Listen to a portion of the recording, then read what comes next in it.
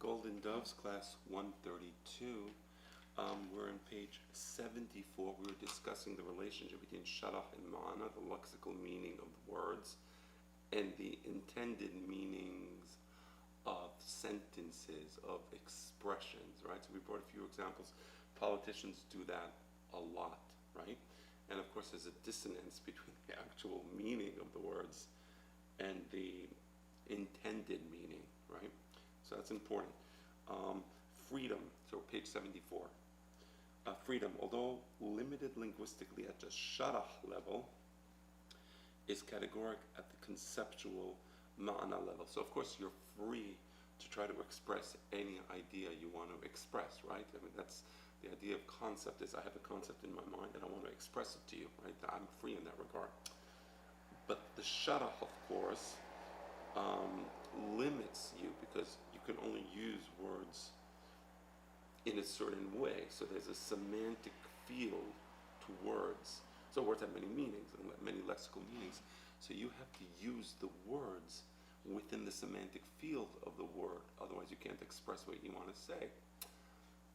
There are ways that perhaps words combined can point out to something, but there's a certain limitation to what words can point out to. It's not unlimited, right?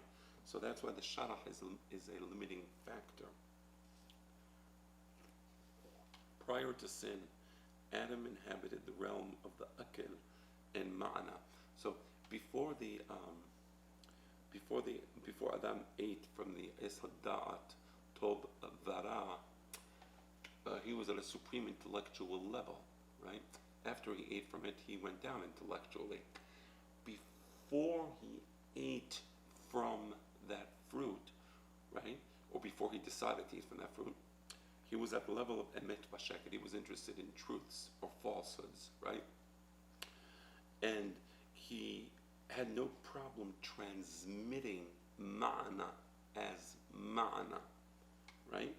He was intelligent, and the ma'ana was freely expressible, the idea in his mind, right? Only truth and falsehood are operative at this level, emet v'sheket. That's so an intelligent person is interested in the emet. Stop wasting my time with dumb slogans. I don't care for your slogans. Unfortunately, we have to use politicians because it's so obvious. The economy is a catastrophe. Inflation is high. Interest rates are high. People are having trouble. They can't afford food. They can't afford gas. So what do? You refer to it as Bidenomics. And Bidenomics means something good. This is Bidenomics, right? So you see how they try to deceive you? So they don't, they're trying to express the idea, the false idea, but they slogan it as it's something good, right? So there's a realm of truth and falsehood. The truth is the economy is in a catastrophe because the leaders are completely and utterly inept. They have no qualifications to lead whatsoever. That's the people running the country. But then there's the sharah used has to do with slogans, Bidenomics. Oh wow, I like Bidenomics. That sounds good, right? So that has to do with tov vara, right? So after they ate from the fruit, they were in the realm of tov vara. Oh, this is good. This is nice. This is pleasing, right? So you see, there's a dissonance between tov vara, good and bad. That's bad. Trump, bad. Biden, good. So that has nothing to do with truth and falsehood, right? They both may be criminals, or maybe neither is a criminal, or maybe one is a criminal and the other is not a criminal. I have my own opinion on the matter. It doesn't matter. But the point is, you see how there's two realms of thought? Intelligent people, they don't think in terms of slogans. 99.9999999% of the public, they think in terms of slogans. They have slogans in their minds, and that's all that matters. This is good, that's bad. Guns good, anti-guns bad. And actually, I don't say that goes against truth and falsehood. I am saying that everything becomes a slogan, right? Nobody knows how to think intelligently about actual issues, right? So Adam, before the sin, he was interested in truth and falsehood, right? There were no slogans. the consequence of sin was the passing to the realm of the conventional, where good and evil are operative. Now suddenly it's no longer, is the economy actually a healthy economy, inuring to the benefit of the people, or is it a lousy economy where people are suffering? You have slogans, right? So good and evil are operative, right? The capitalism is evil because there's rich people, and the rich people are making money, unlike in communist Marxist systems where the rich people, they don't make money, they just rob the money of the treasury, and everybody lives in complete destitute poverty. But you see, people don't think that way anymore because, there's bad capitalists, bad companies, right? By succumbing to the conventional, which is today the whole world is just one big political slogan. By succumbing to this conventional, man lost his absolute pristine freedom, right? So man is no longer free because man no longer has the ability to evaluate the world around him and to make intelligent decisions about the world around him. Nobody exercises analytical skills to analyze issues. Global warming. Let's put windmills offshore. All the whales are dying and the dolphins dying. I thought it's good for the environment. No, it's good for the environment, but you're killing animals. No, but it's good. This is good, right? So people don't have the ability to judge. This is green. It's a green form of energy. All the windmills also are not offshore, on the land, killing birds. Go under a windmill, you see dead birds. This is good for it's a good thing. It's good, right? So there is no critical judgment anymore. Nobody understands what's good about it. Why is it good? Meaning, what is it doing that's good? It's green. It's a green energy, right? Or electric cars, that's green, that's good. But nobody exercises critical judgment. Well, there's electricity. Where does the electricity come from? One second, I'm a little confused. I think it's coal, isn't it? Isn't that bad? No, the electric car is good for the environment. We told you so. So it's good. What about the lithium? Don't you have to get that from somewhere, and doesn't that produce some toxic fumes in the process? No, is that something? Right? So again, nobody thinks like that because it's irrelevant, because nobody cares about truth and falsehood.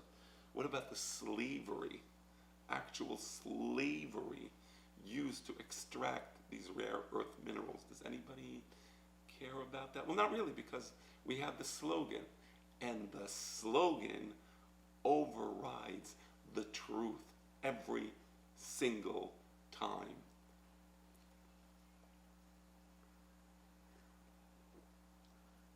So by succumbing to the conventional, man lost his absolute pristine freedom. And the reason man lost his freedom is because now you need somebody above you to tell you what the slogan is, and to tell you how to view the reality around you. This is good, it's green. That's bad, that's not green, that's something else, right? We'll tell you what's good. We'll tell you what the slogans are. Bidenomics, the economy is good. It's a Bidenomic economy, right? So to recover now that, so that's Adam after the sin of the Es Hadat of Bara. That's the world he lives in. That's our world today. To recover his freedom, man must retrogress to the universe of truth and falsehood. That is of ma'ana and akel.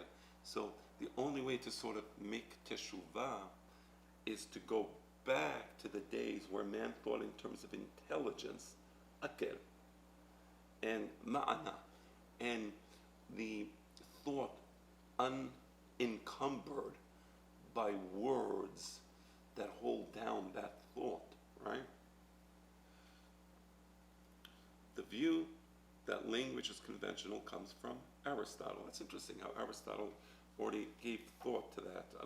Apparently he must have been quite intelligent, because he thought of, at least the topics he thought about were intelligent topics, at least from where I see it. I don't agree with his conclusion or his thinking, as you know, I'm not into Greek thinking. You may have surmised that, right? After the first class in Golden Doves or the second, certainly by the third or fourth, right? But I have to give credit to Aristotle because he thought of that intelligent matters, right? All right, so he said that language is conventional. Ma'ana too seems to correspond to the mental affections of Aristotle that are the same for the whole of mankind. Right? So the idea of ma'ana also corresponds to Aristotle's thinking on the matter of language. Right?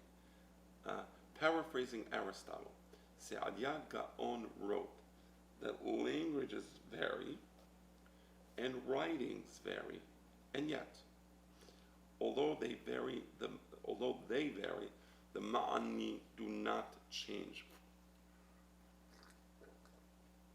I don't know if I agree with this, but basically what Saadia Gaon is saying, what Aristotle is saying, and here I disagree. I'm going to repeat the sentence of Aristotle, or the quote on Aristotle. Ma'ana too seems to correspond to the mental affections of Aristotle that are the same for the whole of humankind. So for Aristotle, we all have the same ma'ana, but the way we express the ma'ana is different. So I'm thinking of a scary cat. So I would say black cat, and somebody else would say hatul shahor, and somebody else would say whatever they say in whatever language they say it, right? But we're all thinking the same thing. And apparently that's what Rabbeinu Saadia Gaon alav shalom was saying.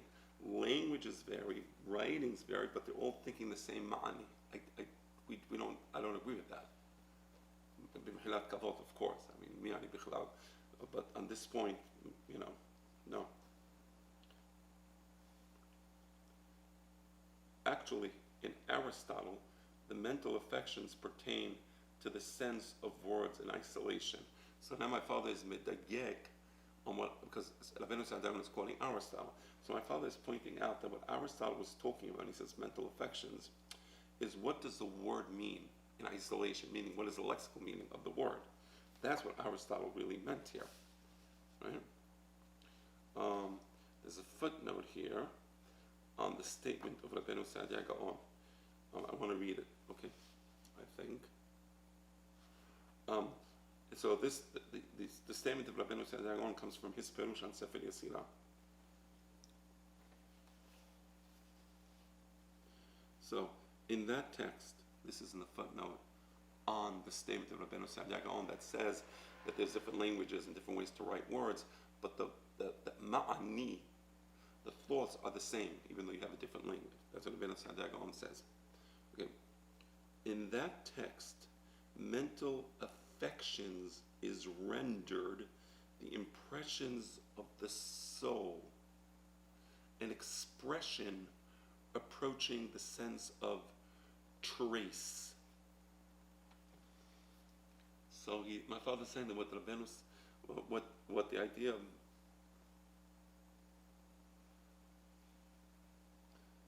of mental affections is rendered by Rabbeinu Saadia Gaon as some sort of the impressions.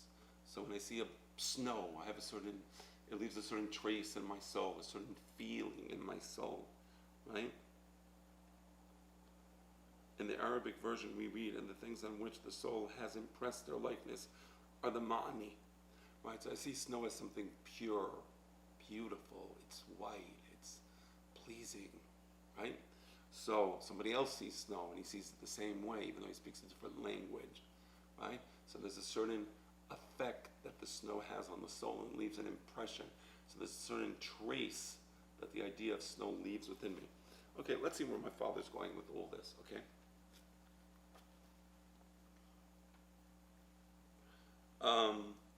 Actually, so now back to the main text.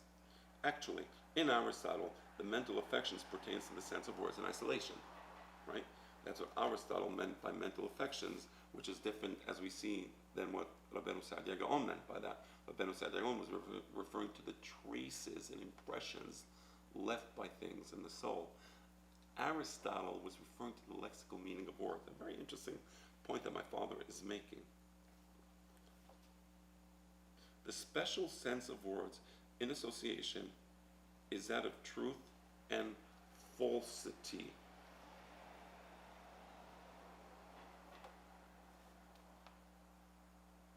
Which is restricted to propositions and is not characteristic of all sentences. Let's read that again. So again, the mental affections of Aristotle has to do with the sense of words in isolation, what words mean by themselves, right? Again, lexical meaning. Sharach. The special sense of words in association is that of truth and falsity, which is restricted to propositions and is not characteristic of all sentences. So when you have words in association with each other, they now have a special sense, ma'ana, that they don't have when they're alone. And that ma'ana, that's the emet and the sheker, right? Which is restricted to propositions and is not characteristic of all sentences. I don't know what that means. Which is restricted to propositions. The idea that words combined together have a special meaning. But not all sentences contain a special ma'ana, where the ma'ana is different than the sharach. Meaning not every time you speak a sentence is there a special meaning there, right? I can just say, it's cold outside, and you all understand me perfectly, and there's no dissonance between the idea of cold outside and the ma'ana that I'm trying to express, right? Those two things are almost reducible to each other. I think that's what he means here. He says that not every time you have words in association is there a ma'ana that's different than the sharach, right? Let's continue.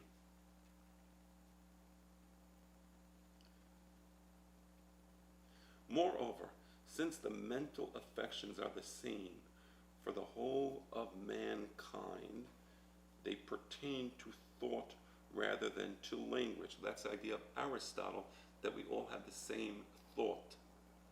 And because we all have the same thought, the mental affections are all the same. So the way an Indian would view the black cat is the way I would view the black cat, is the way a British would view the black cat. We all have the same mental affections, right? That has nothing to do with language. Yes, we use different words to express what we're seeing, but we're all seeing it in the same way, right? Again, completely disagree with that, right? You understand?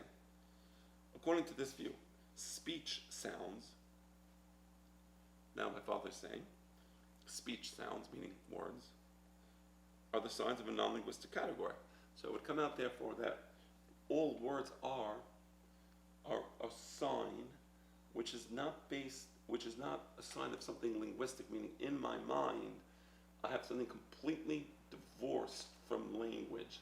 The structures in my mind and the way I perceive reality, there is an objective reality out there, and my mind objectively perceives the reality out there, and words are just ways to express this non-linguistic reality. So there's a non-linguistic reality, my words express that non-linguistic reality. That's all it is. That's Aristotle. Did I say that I disagree with that? I think I might have mentioned it once or twice. Okay. According to this view, speech sounds are the signs of a non-linguistic category. This is really fascinating. Really fascinating. Okay. Now, I'm going to the footnote. Footnote 65 on page 173. Whether Aristotle's categories are a projection of Greek languages and grammar and are therefore linguistic rather than philosophical, right? So Aristotle thinks he's viewing the world in a logical way. There's a certain logic to the world out there, and I philosophically, my thoughts see the world epistemologically, my thoughts can see the world clearly, and there is a clear world to see out there. So is that philosophy, right? Or is it actually linguistics and certain grammatical structures in Greek language, which Aristotle spoke the Greek language, so therefore he thought as a Greek.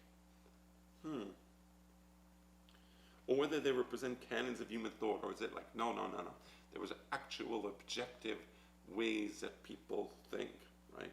Such as the hideous, monstrous concept of natural law, right? There's an absolute natural law, yes. And are therefore universally valid. So these categories of thought are universally valid. So Indian or an Eskimo or a Chinese, right? They all think the same way. They just use different words to express the same thing. So anyway, this was the subject of a debate between a Christian Arab and a Muslim in the year 320. Okay, that's pretty good Bekiut. C.D.S. Margalio, the discussion between Abu Bishar Mata and Abu Sa'id al-Sirafi on the merits of logic and grammar. Okay. I have to say, my father's Bekiut never fails to amaze me. For a more modern discussion of this point, see problems in general linguistics and Jacques Derrida. Okay. I think you get that at this point. If you reach this class and the Golden Doves, I think you understand that. Be that as it may, for Maimonides and Se'avia, speech sounds only expresses sharah. And that's why it's so important to understand the difference between sharah and ma'ana. Aristotle didn't have the idea of sharah and ma'ana. So for him, words are a prism. And through this prism, we can or a looking glass, and through this looking glass, we clearly see the objective world. Meaning, when I express the words to you, you take the words, and then that's it. Discard the word. You saw what I was trying to say. There is no ma'ana. Right? The ma'ana, and my father is defending Rabbeinu Sa'ad Gaon, and apparently my father understands that Rabbeinu Sa'ad Gaon, although he quoted Aristotle, he was imposing into Aristotle his own ideas of sharah and ma'ana. I think that's kind of what's happening here. So it's not that Rabbeinu Sa'ad Gaon disagreed with Harambam on the point, but he was kind of interpreting Aristotle in a mode of Jewish thinking, right? And we don't necessarily have to accept Rabbeinu Sa'ad Gaon's understanding of Aristotle, because Aristotle speaks for himself. Right? The ma'ana is indicated by the association of words that is the sentence. Right? It is important to note that the isim, right, we said the actual lexical meaning of the word, is never a sign expressing ma'ana. Ma'ana cannot be expressed by a sign, and that's the point. There is no sign. I was in Vermont. It was something beautiful. I can't explain, but I saw these wild turkeys running in the field. It was just beautiful. It was like I was driving on a lonely country road, and there was a huge expanse of grass. Behind that, there were the mountains and the forest, but in front there was, and the sun was shining brightly, and I saw the turkeys, wild turkeys running. I don't know if he was able to convey that idea, but there's a ma'ana here. You get it? And I can use words to try to say that, right? The ism is never a sign expressing ma'ana. None of those words can express that special feeling of beauty that I have. Ma'ana cannot be expressed by a sign. Rather, it is indicated by a dalala, commonly translated guide. So the words, the isim, it's limited. The word wild and the word turkey and the word grass, those words are limited, right? But I'm a dalala, I'm trying to guide you to my ma'ana.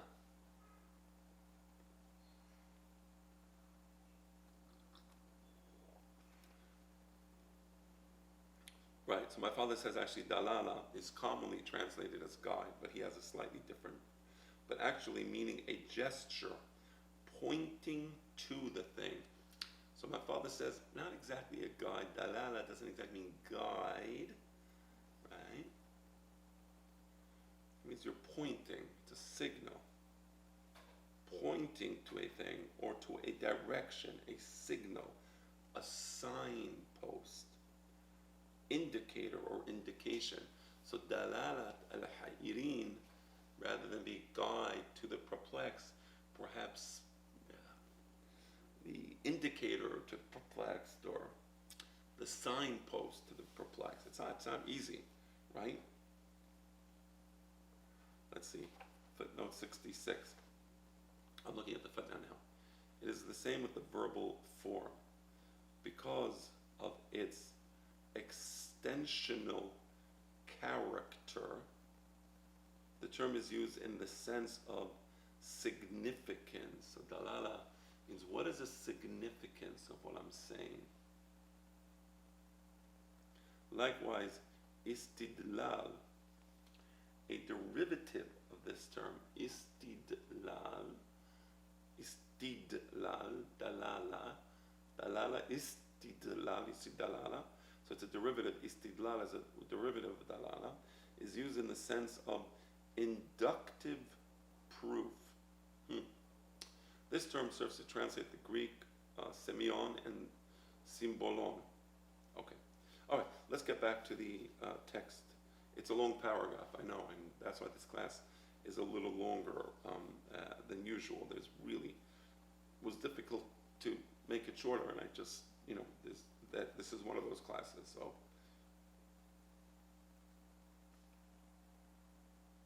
Ultimately, whether a term is just a sign or a dalala depends on the level of analysis, right? So when I say something, you can understand it just as a sign, right? I saw a wild turkey in the grass. You understand, wild turkey in the grass. Or maybe you want to go a little deeper. Wow, that was some experience. Perhaps you may get that, maybe you won't. Wild turkeys in the plural, running in the grass under the beautiful glistening sun, right?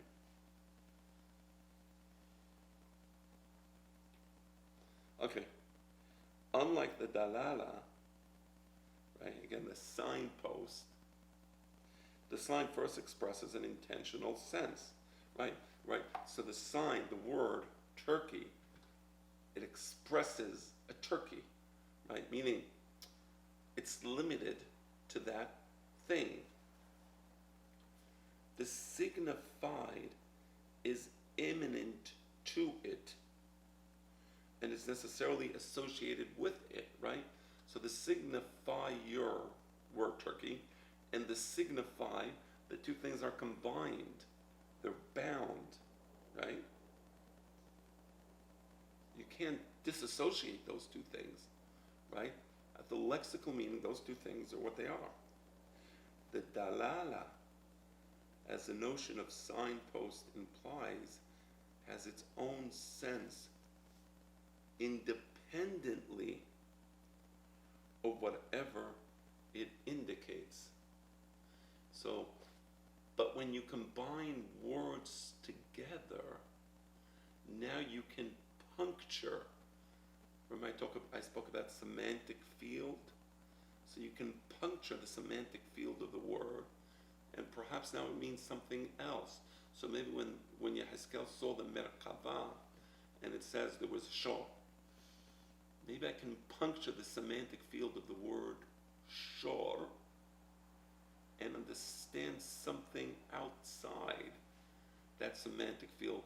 So the word shor here is a dalala to something outside of itself. Normally the word shor, in the lexical sharach sense or ism, it's bound to the signified of the word shor. But at the dalala level, I've punctured that semantic field. And now it's pointing to something. It's a guide outside of itself, which means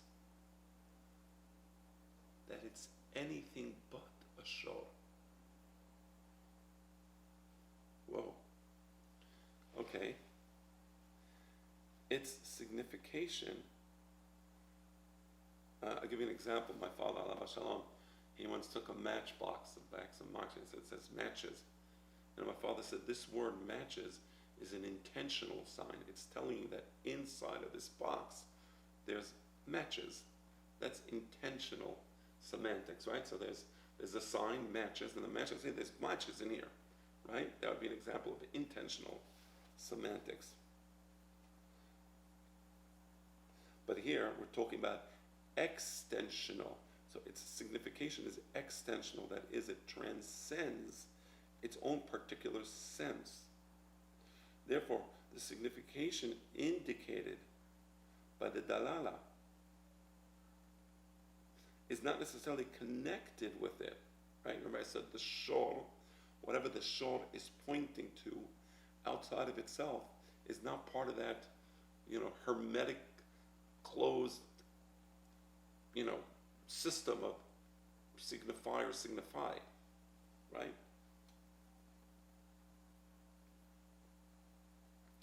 Otherwise it would be a sign.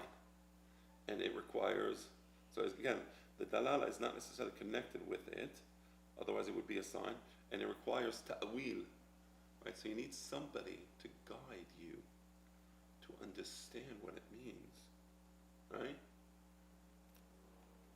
That is why every dalala is a riddle. Let me see, go back to the footnotes and see where we're at here. Notes the page. Let me see. That's footnote 67. Right. Okay. Back to the text. It appears as multi-dimensional, and more than one solution seems possible. Wow.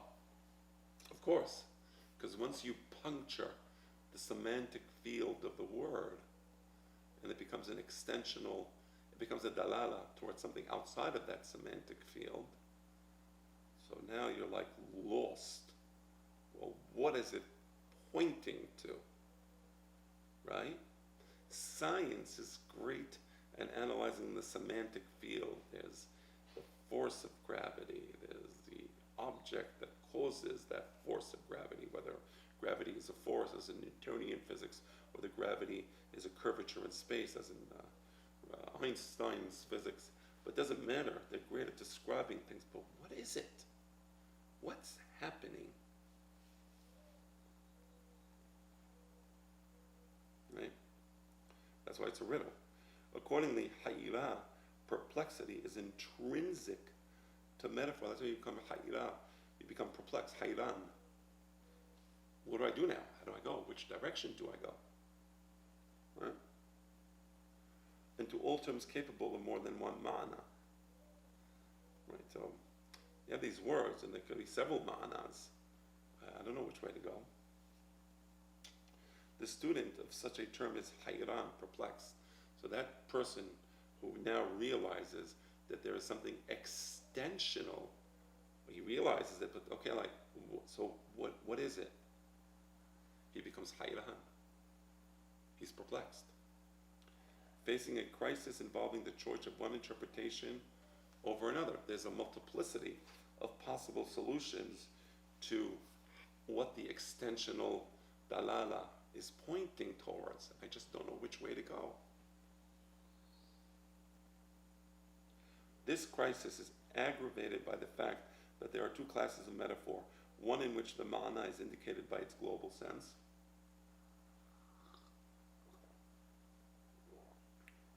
and another in which each individual term, in opposition to the other terms making up the entire metaphor, stands for a specific mana. I don't even know how to decode the particular mashal. There's והנה סולם מוסב ארצה, וראשו מגיע השמיימה, והנה מלאכי אלוהים עולים ויורדים בו.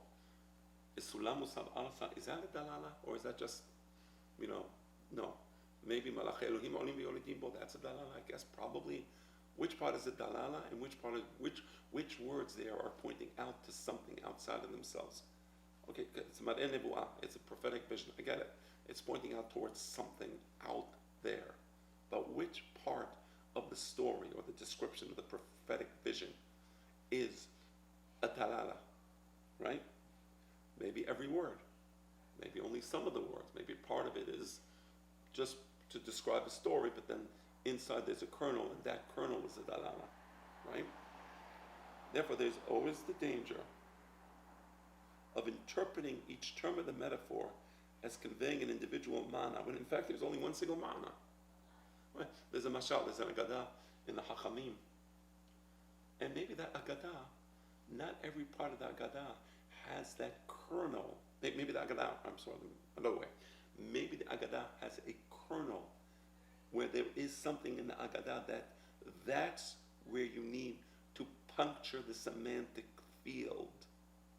But not the entire agadah, not every part of the story has that dalala, is a dalala to something else. Parts of the story is just you're saying a story. And in order to convey a message, you have to say the story, and then the person has to hear the story and decode it. So is the entire description of the story, each one of those descriptions in the story, is that a dalala, or is it within the story there is one dalala? Maybe there's two dalalas, I don't know. Right? Therefore, there's always a danger of interpreting each term of the metaphor as conveying an individual ma'ana, when in fact there's only one single ma'ana indicated by the global sense of the metaphor. Right? Or of interpreting the metaphor globally, when in fact it was intended to be interpreted by each of the terms. Or maybe the other way around. Maybe I think there's a kernel of truth in the metaphor, in the agadah, but in fact each one of those descriptions within the agadah itself had a kernel of truth. Right? So that's a problem. That's a problem. So you understand that Moreh Nevuchim comes to help guide us, the guide to the perplexed, right? It guides us and helps us understand how to deal with the extensional semantics of the Torah, Nevi'im Ketuvim, right? So there's an extensional semantics here, and for that, I'm lost. Comes Harambam, says, I will be your guide. That's quite enough for one class.